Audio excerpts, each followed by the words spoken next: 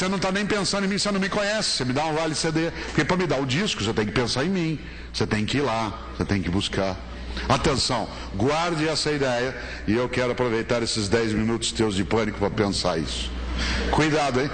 Não é que a tecnologia deve ser descartada, o que ela não pode é nos submeter. Quer ver outro exemplo? Há 15 anos o telefone da minha casa tocava às 8 horas da noite. Alô? Por favor, o André, que é o meu filho mais velho. Por favor, o André. Quem quer falar com ele? Ah, é o Chiquinho. Oi, Chiquinho, aqui é o Mário Sérgio, pai do André, tudo bem? Tudo, seu Mário, como vai? Você estuda com o André? Estudo sim. Onde você mora? Isto é, o telefone fixo fazia a mediação entre os meus amigos e eu. Certo? Não é que eu controlava, mas eu acompanhava o grupo de amigos, tinha que falar comigo. Hoje, liga pro teu filho onde ele estiver, a hora que ele quiser, sem que você saiba. Aqui, ó. Aliás, hoje você não sabe onde teu filho está, porque ele é móvel como o celular. Certo? Há 15 anos você sabia onde ele estava porque ele tinha que estar fixo que nem o telefone. E ele te engana. A menos que você arrume em breve um GPS para acompanhá-lo, certo? Aí você diz assim, mas o que isso mudou? Mudou muito. Uma parte de nós não sabe com que os filhos andam, onde eles estão. E tem gente que diz uma coisa pior, diz assim pro filho, não quero saber de meninada aqui em casa.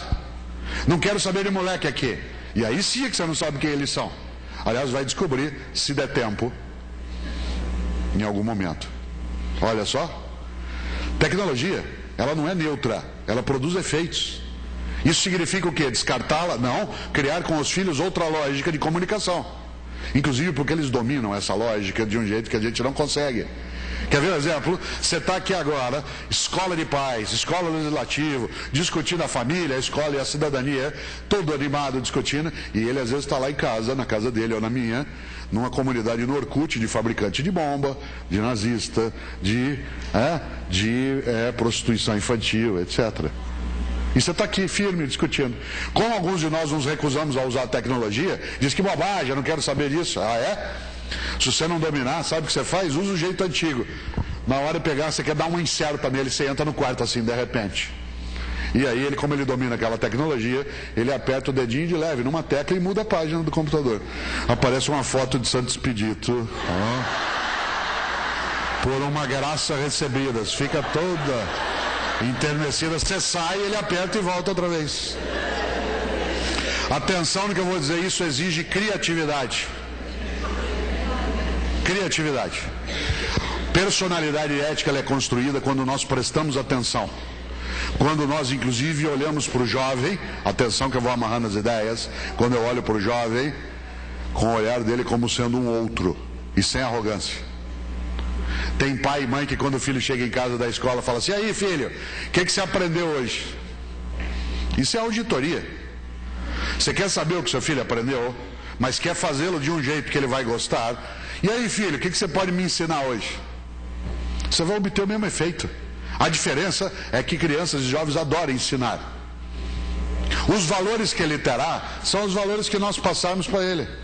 Se ele não tem ideia de processo, porque a família não estrutura, ele não tem dificuldade nenhuma, ele não sabe que para o quarto dele aparecer limpo, ou às vezes para a comida aparecer na mesa, alguém tem que fazer, e tem que plantar, e tem que carregar cebola, e tem que fazer uma série de coisas. Tudo é fast, tudo é imediato. Atenção, e aí vou fechando, essa sociedade do imediato, ela nos atinge. Quer ver um exemplo? E essa é uma coisa séria. Ela nos pega em cheio. Sabe quando? Quando a gente vai perdendo a nossa paciência. Quando nós achamos que as coisas são assim, o que eu posso fazer? Aliás, quando nós começamos a procurar o prático em vez de procurar o certo.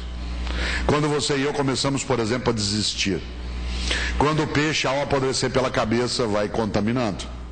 Quando nós esquecemos uma coisa ótima, eles não nasceram prontos, nem nós.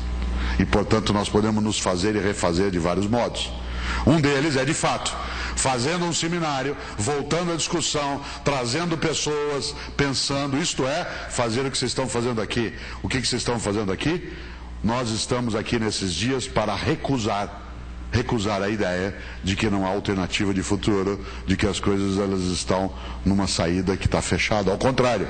Mas para isso, evidentemente, você e eu precisamos afastar o mais poderoso elemento negativo no nosso tempo, que é a ideia do carpe diem. Hoje você é incentivado o tempo todo numa sociedade comunista, e quando eu digo comunista não é socialista, comunista de partilhar de forma comum o Deus mercado. O tempo todo fica em torno do consumo de bens materiais. E é uma sociedade que te impulsiona para dizer o tempo todo: aproveite o dia. Carpe diem, que aliás é um lema do mundo romano na decadência. Pessoas repetem carpe diem como se ela fosse uma coisa do mundo romano, do aproveitar a vida, mas ela é da decadência do Império Romano. Quando o Império Romano estava esboroando, aí a regra era: salve-se quem puder, cada um por si, Deus por todos, aproveite o dia, viva cada dia como se fosse o último, porque senão um dia se acerta. Olha só, e aí o que acontece com o jovem?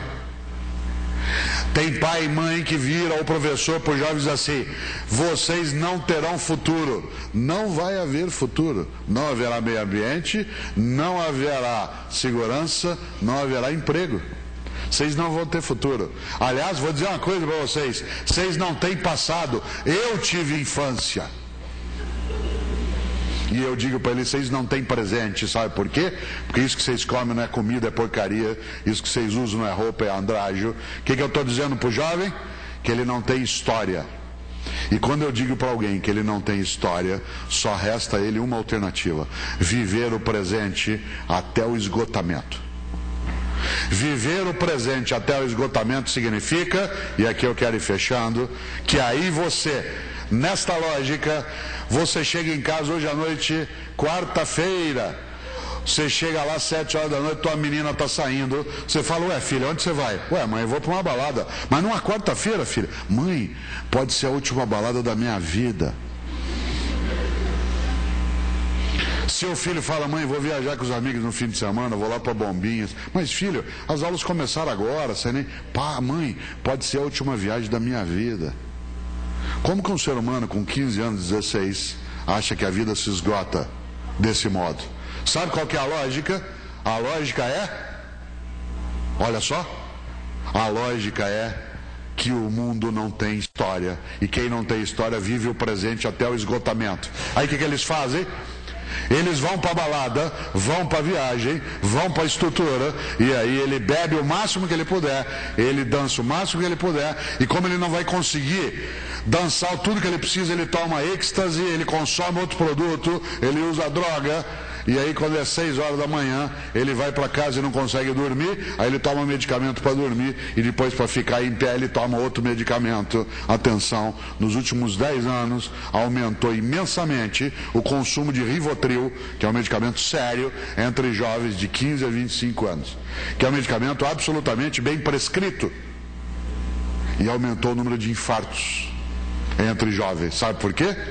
Porque de repente ele vive a vida no limite do turbinamento, isto é, fazer o giro do motor funcionar o tempo todo em alto estilo. Ele está sempre fazendo alguma coisa, estão sempre correndo para lá e para cá, e aí de repente ele fica pasmado, quieto no lugar.